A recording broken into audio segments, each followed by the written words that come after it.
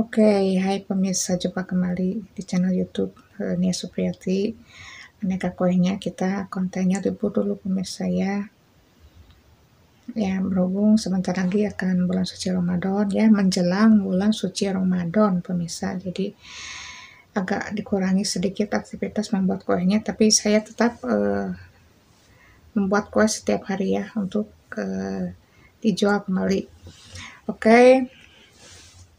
Kita akan cerita horor kembali pemirsa ya. Yang manakah itu? Ini bukan horor ya, mohon maaf, ini bukan horor, tapi sebuah firasat ya, firasat yang ternyata Allah titipkan kepada hamba begitu ya. Dengan bentuknya seperti ini, bisa mendengar, bisa merasa, bisa mencium bau-bauan makhluk halus ya, seperti bau pandan, bau kentang, bau kemenyan, bau kembang melati, dan lain sebagainya.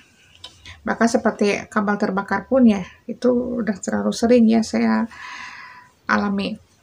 Untuk ini saya bercerita tentang sebelum kematian sang mertua ya, atau bapaknya suami begitu ya, suami saya yang kedua. Punten karena suami pertama meninggal pemirsa ya, baru menikah 1 tahun, kemudian kami ya, saya dan anak dan putra saya harus ditinggalkan oleh orang yang terkasih. Tetaplah semangat karena inilah hidup pemirsa ya. Oke, kita akan lanjut lagi ke cerita yang awal. Sebelum meninggal almarhum mertua ya, mertua laki dari orang tuanya Miswa begitu ya.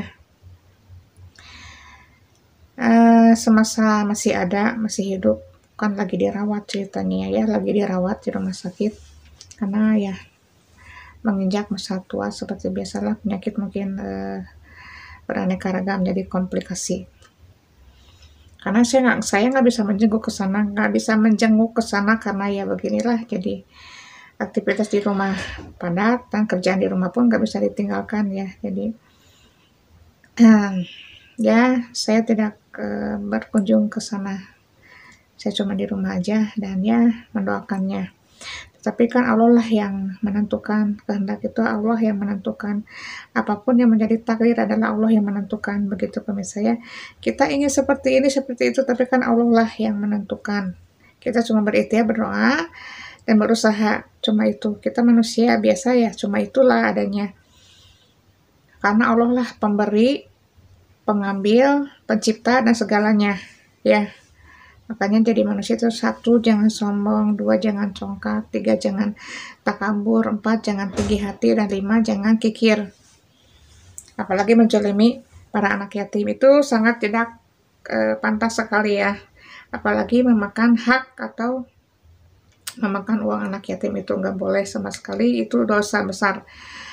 Oke, lanjut pemirsa. Sebelum mertua meninggal, ada hal yang aneh ya. Rumah itu kan gak ada angin, gak ada hujan, gak ada angin ngegelebuknya, muncul sunan tema.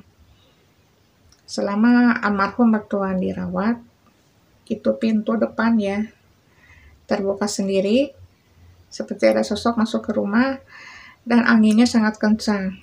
Itu pintu kan tertutup rapat, cuma krek, briar, terbuka sendiri dan krek, seperti ada yang membuka aja pintunya ya. Kemudian angin semeliwir ya dari depan teras ke ruang tengah.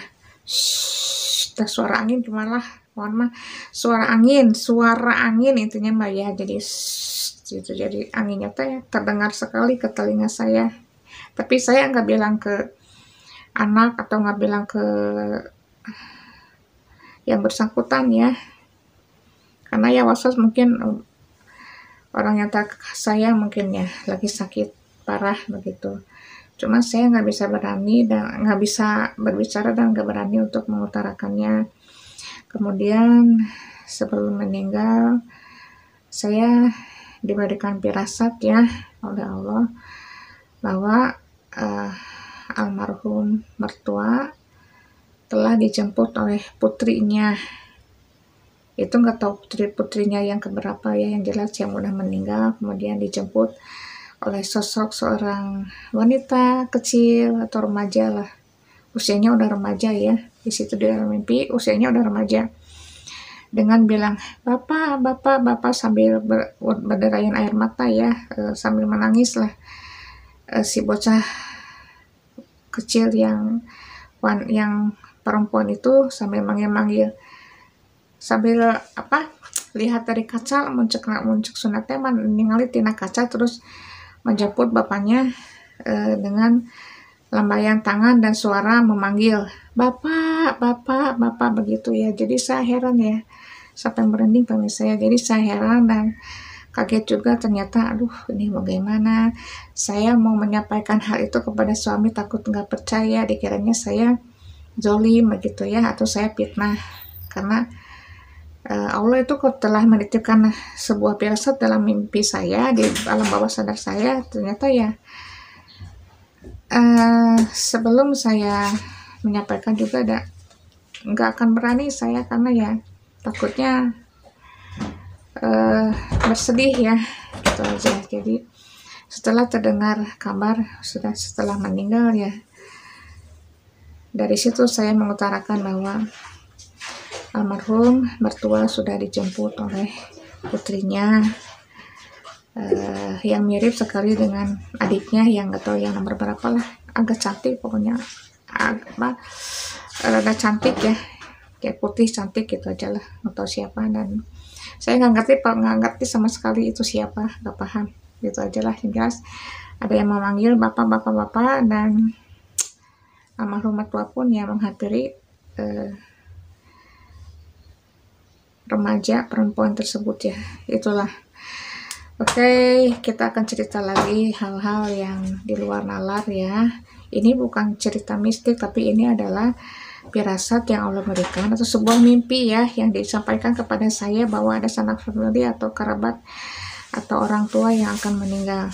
Itulah, jadi kalau ada saudara yang meninggal ataupun tetangga yang meninggal ataupun siapapun, jadi yang kenal dengan diri saya begitu, pasti saya dikasih sebuah